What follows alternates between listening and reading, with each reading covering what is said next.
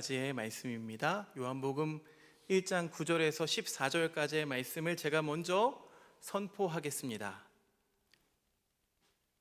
참 빛, 곧 세상에 와서 각 사람에게 비추는 빛이 있었나니 그가 세상에 계셨으며 세상은 그로 말미암아 지은 바 되었을 때 세상이 그를 알지 못하였고 자기 땅에 오매 자기 백성이 영접하지 아니하였으나 영접하는 자 곧 그 이름을 믿는 자들에게는 하나님의 자녀가 되는 권세를 주셨으니 이는 혈통으로나 육정으로나 사람의 뜻으로 나지 아니하고 오직 하나님께로부터 난 자들이니라.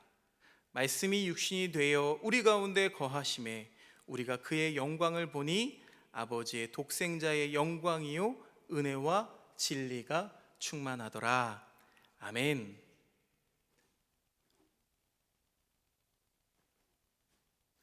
사랑하는 행복을 나누는 하나교회 교우 여러분, 혹시 이거 이펙터가 꺼져 있는지 한번 확인을 부탁드리고요. 네. 대림절 둘째 주일에 함께 예배하는 여러분을 축복합니다. 우리 중고등부도 오늘 같이 예배드리는데 축복합니다. 잘 쳐다보라고. 여러분, 대림절 하면은 떠오르는 여러 가지들이 있는데 대림절 달력이 있습니다. 아세요? 대림절 달력에는요, 그 안에 초콜릿이 하나씩 들어있어요. 그래서 아이들이 이 성탄이 오기까지의 과정을 기다리면서 매일 아침 그 초콜릿 하나를 까먹을 수 있는 기쁨으로 기다리는 절기죠. 그런데 여러분, 대림절이 이렇게 성탄절이 오기까지만 이렇게 날짜를 세워보는 계절이 아닙니다. 대림절은요, 빛을 다시 배우는 계절입니다. 여러분, 우리는 보통 빛 하면은요 이런 단어를 떠올리게 되죠.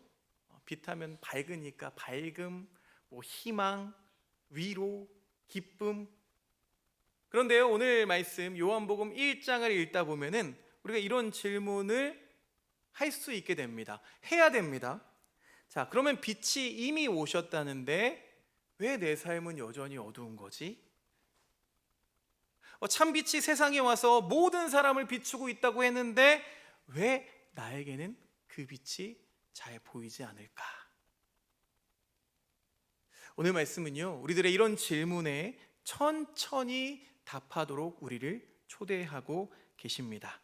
자, 9절 말씀을 다시 한번 읽어보겠습니다. 9절 말씀 시작. 참 빛이 있었다. 그 빛이 세상에 와서 모든 사람을 비추고 있다. 자, 여기서 참 빛이란 말은요, 단순히 진짜냐 가짜냐 그런 구별이 아니죠. 모든 다른 빛의 기준이 되는 근원적인 빛이라는 뜻입니다. 여러분, 그러고 보면 세상에는 빛이 참 많습니다. 이미 우리 예배당에도 여러 빛이 있고요. 그것뿐만이 아니죠. 이 물리적이고 화학적인 빛뿐만 아니라 성공의 빛이 있을 수 있고요. 사람들의 어떤 관심과 박수의 빛, 또 누군가에게 인정받을 때 느껴지는 환한 어떤 감정, 또 돈이 생겨서 마음이 잠깐 놓이게 되는 빛이 있을 수도 있겠고요. 또 SNS에 좋아요가 많이 달릴 때 밝아지는 얼굴의 낯빛도 있겠습니다. 그런데 성경은 말하고 있는 거예요. 그 모든 빛의 바닥에는, 그 모든 갈망의 가장 깊은 자리에는 참 빛이 계신다 말씀하고 있는 겁니다. 모든 사람을 비추고 있다. 여러분, 이 말도 중요합니다. 예수님의 빛은요, 교회에 나오는 사람들에게만 비추는 빛이 아닙니다. 구원받을 사람들에게만 따로 비치는 빛도 아니죠.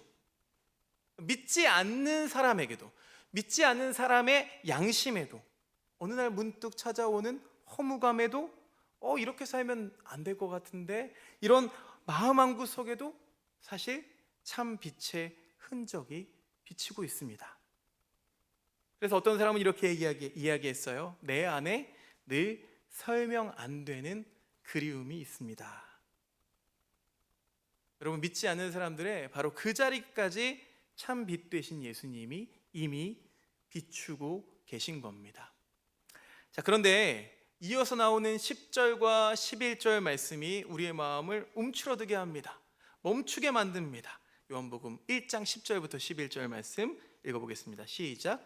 그는 세상에 계셨다.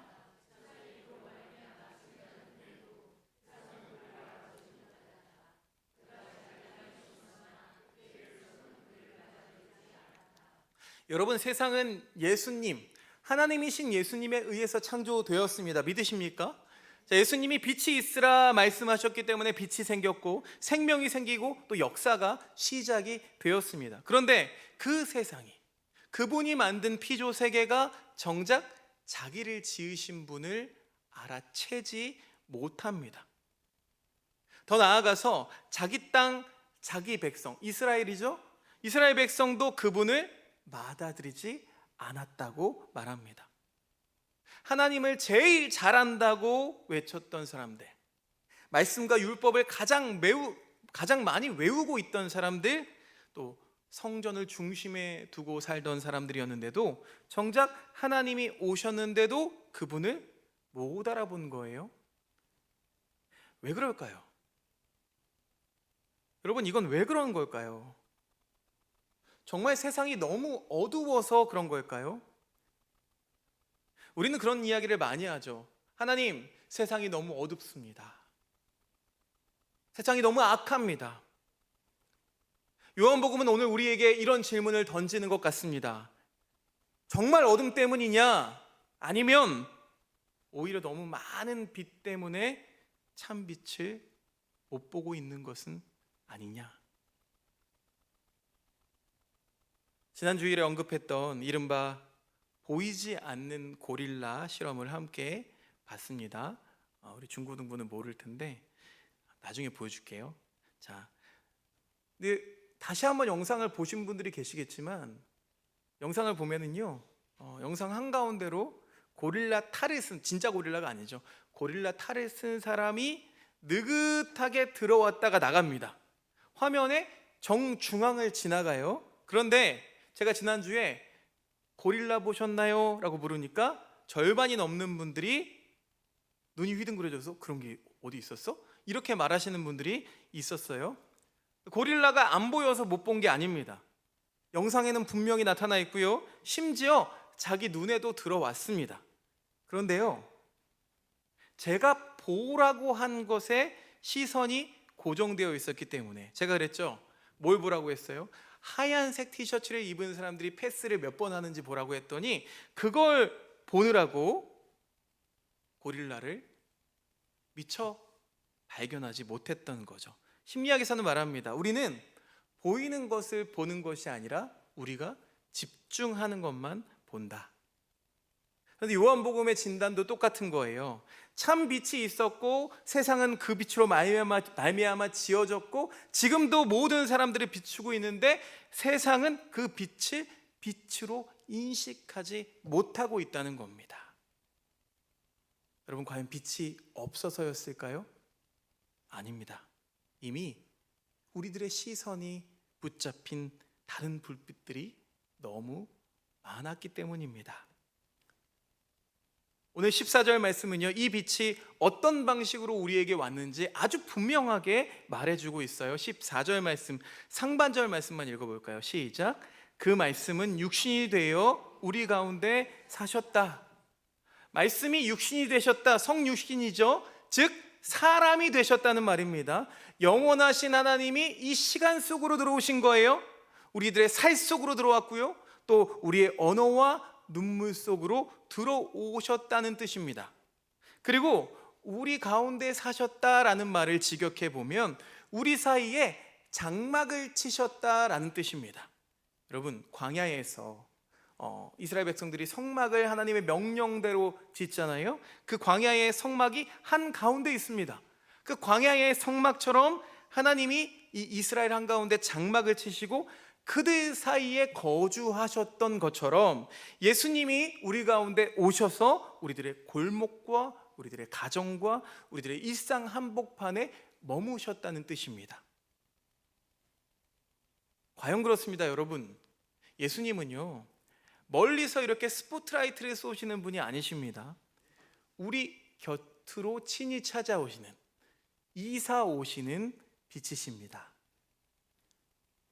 자, 여기까지가 말씀의 설명이라면 이제 이 빛이 우리의 삶 속에서 어떻게 스며들어야 하는지를 저의 경험을 통해서 나눠보고 싶습니다. 사실은요, 이것은 우리 모두의 경험이기도 합니다. 작년 12월 3일이죠. 12월 3일은 여러분 잊어버리지 않으실 거예요. 계엄 사태가 선포된 이후에 거리에 아주 오랜만에 무거운 공기가 흘렀습니다. 사람들의 마음이 다 얼어붙은 것 같은 느낌이었어요. 저희 집은 특전사 부대 인근에 있습니다. 그래서 평소에도 헬기도 많이 뜨고요, 낙하산에서 사람들이 떨어지는 것을 볼 수가 있어요.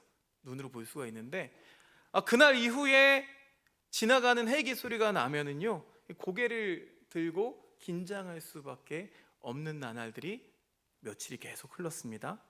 그리고 12월 14일 탄핵 표결이 있던 날, 저는 여의도로 향했습니다. 교회 근처에서 당근마켓을 통해서 가수 잘 모르는데 투모로우 바이 투게더라는 가수가 있다고 해요. 줄여서 TXT. 이 TXT의 응원봉을 중학생 여자친구에게 나눔을 받았습니다. 아무런 대가 없이 건네받았어요. 그 작은 빛 하나를 손에 들고 여의도를 향했습니다. 국회 앞에 도착하니까 이미 많은 사람들이 모여서 인산인해를 이루었습니다. 손마다 각자의 빛을 들고 있었어요. 탄핵안이 통과되었다는 소식이 전해지는 순간 사람들 사이에서 환호성이 터져 나왔습니다. 우는 사람도 있었고, 서로 끌어안고 얼싸안고 박수치면서 소리를 지르기도 했습니다. 그리고 사람들은 한 손, 두 손 들고 있던 응원봉을 켜기 시작했습니다. 저도 TXT의 응원봉을 버튼을 눌렀습니다. 얼마나 좋냐면요, 빛깔이 하나만 나오는 게 아니에요. 파란색, 보라색, 흰색, 이 형형색색의 빛들이 겨울 하늘 아래 반짝이기 시작했어요. 제가 찍은 사진입니다. 그때 제 마음 안에 또렷한 한 문장이 지나갔습니다. 세상에서 가장 아름다운 성탄 트리가 바로 여기에 있구나.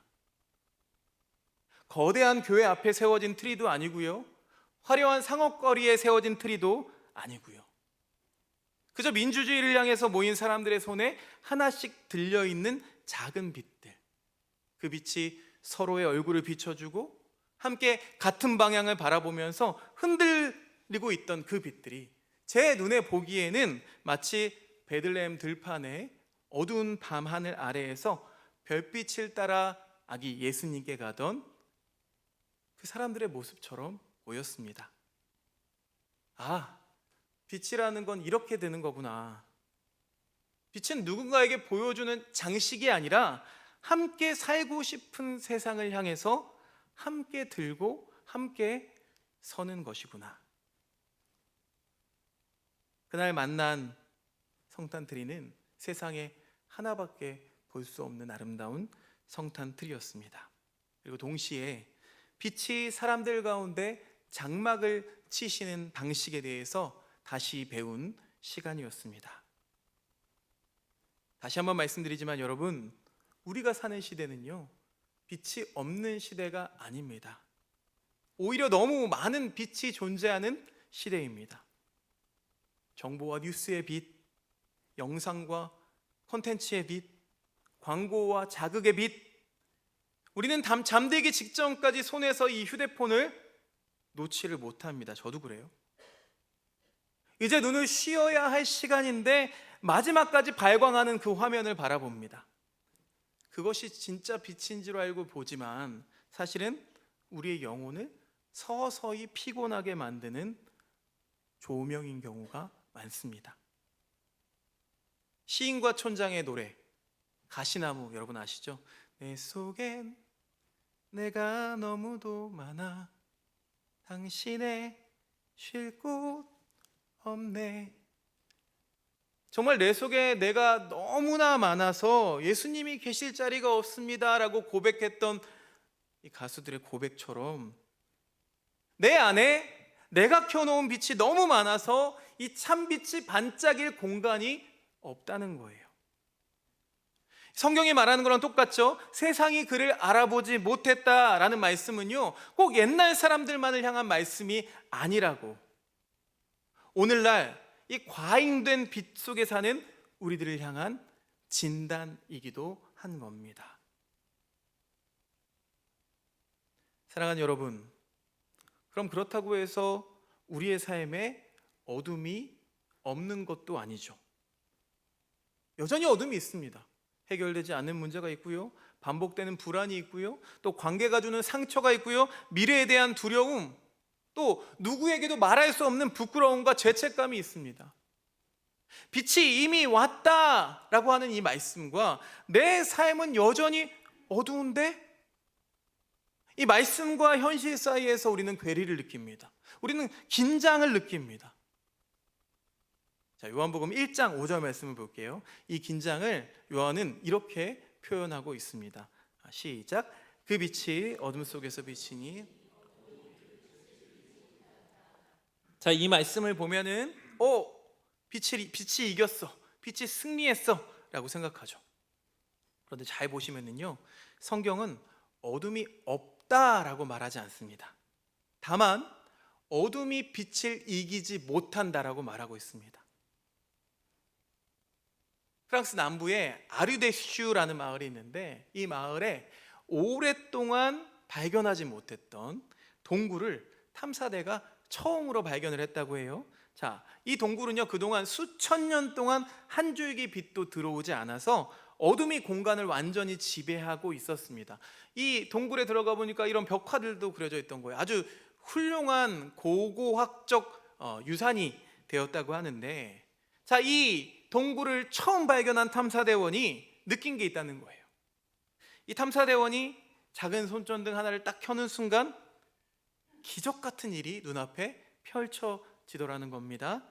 어둠이 너무 깊었지만 이 작은 빛 앞에서 수천 년 자리했던 그 어둠이 단번에 밀려나기 시작했더라는 거죠. 여러분, 생각해보면 어둠은 빛과 싸워서 이긴 적이 단 한 번도 없습니다. 그 사실을 이 사람은 눈앞에서 보게 된 거예요. 자, 이렇게 기록했습니다. 그 사람이 그 자기의 기억을 빛이 어둠과 싸운 것이 아니라 빛이 나타나는 순간 어둠은 그냥 밀려났다. 여러분, 동굴은 여전히 어두웠지만 빛은 그 어둠을 이길 수 있는 겁니다. 빛은 어떻게 오든 이 어둠의 공간에서 길을 만드는 존재라는 사실을 여러분 잊지 마시기 바랍니다. 그런데 여러분, 이렇게 싸우는 과정에 싸움도 없었고요, 또 충돌도 없었습니다. 여러분, 빛은 어둠과 싸울 필요가 없습니다. 싸우지 않습니다. 빛이 나타나면 어둠은 그냥 사라지는 것처럼 뒤로 밀려날 뿐입니다. 그러니 여러분, 우리의 삶의 어둠도 마찬가지입니다. 오래 머무른 어둠일수록, 오랫동안 내 마음에서 해결되지 않는 것들 있잖아요. 그것일수록 빛이 들어올 때 더 적극적으로 물러납니다.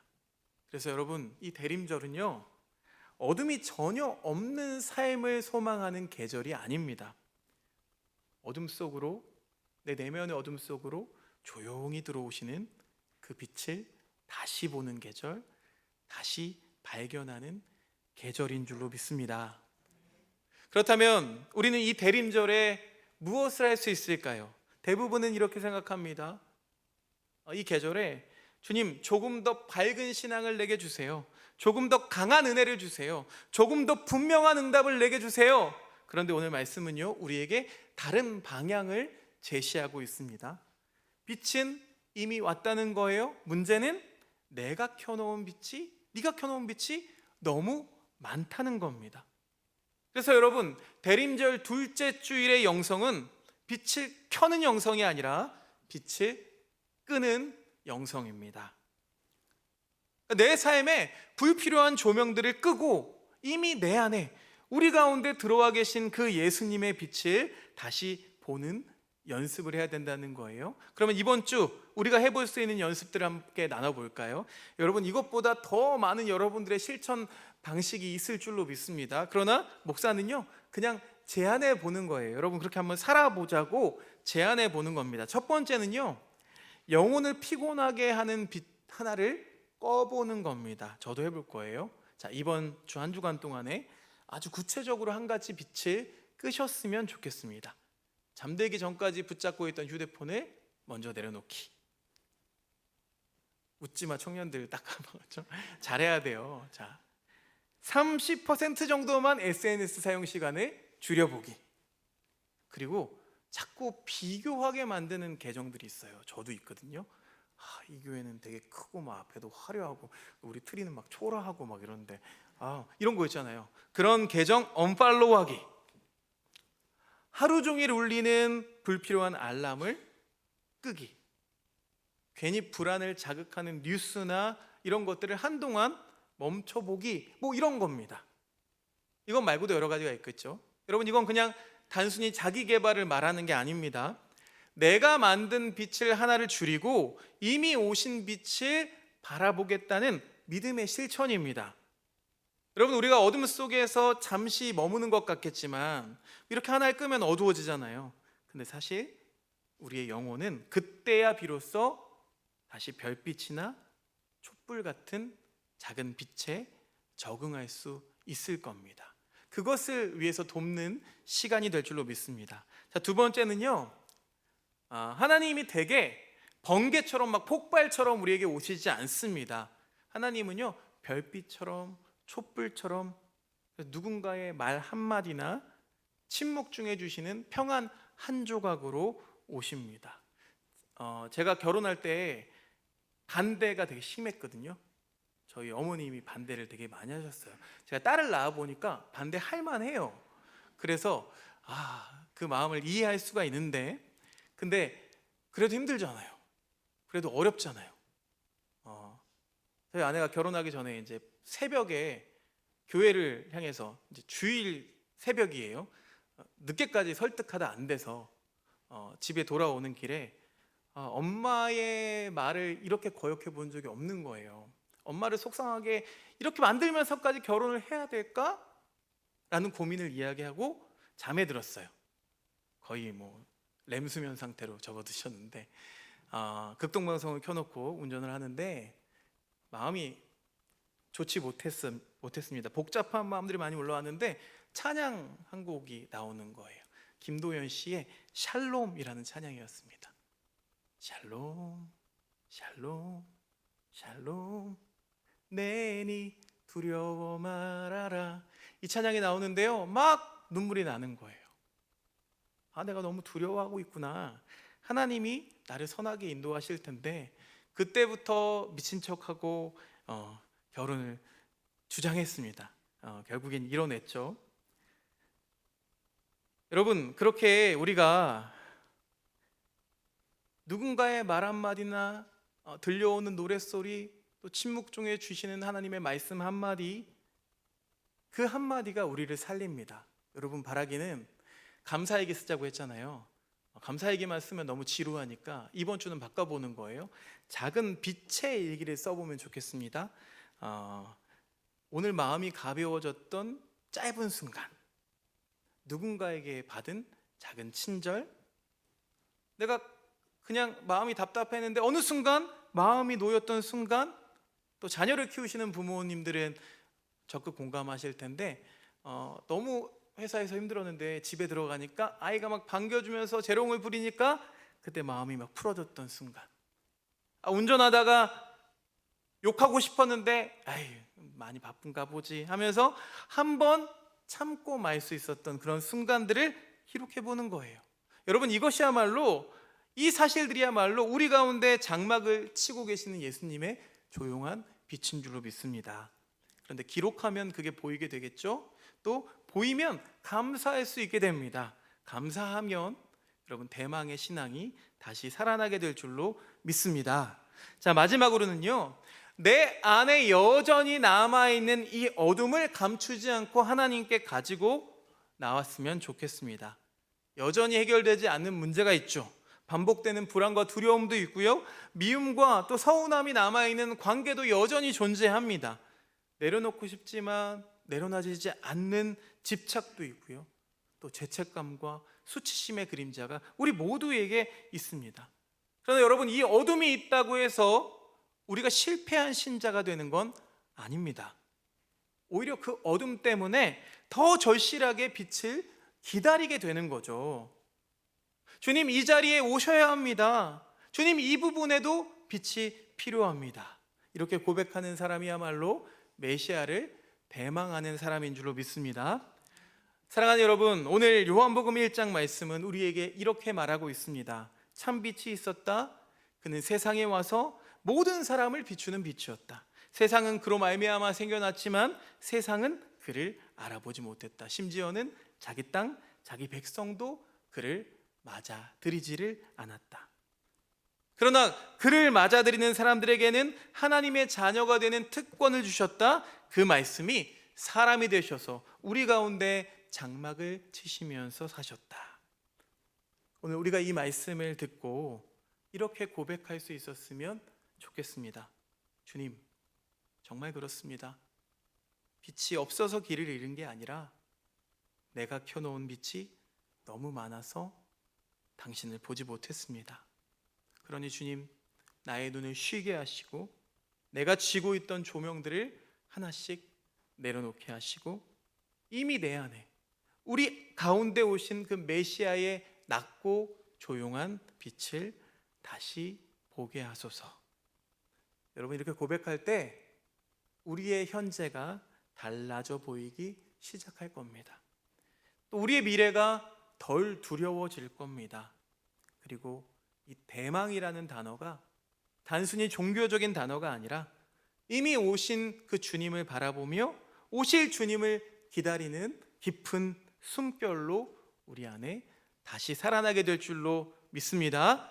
그 은혜가 이 대림절 둘째 주일 여러분과 여러분의 가정과 우리 공동체 전체 위에 충만히 임하시기를 주님의 이름으로 축원드립니다. 아멘. 주님, 빛은 이미 우리 가운데 오셨는데 내가 켜놓은 너무 많은 빛들 때문에 주님의 은은한 빛을 보지 못했습니다. 주님, 이번 한 주간은 내 마음의 조명을 잠시 끄고 조용히 오시는 주님의 빛을 바라봅니다. 크지 않아도,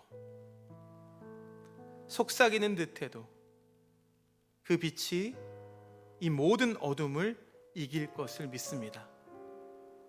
작게 오신 주님의 빛을 따라 한 걸음 한 걸음 걸어가는 믿음의 한 주 보내게 하옵소서. 예수님의 이름으로 기도드립니다. 아멘.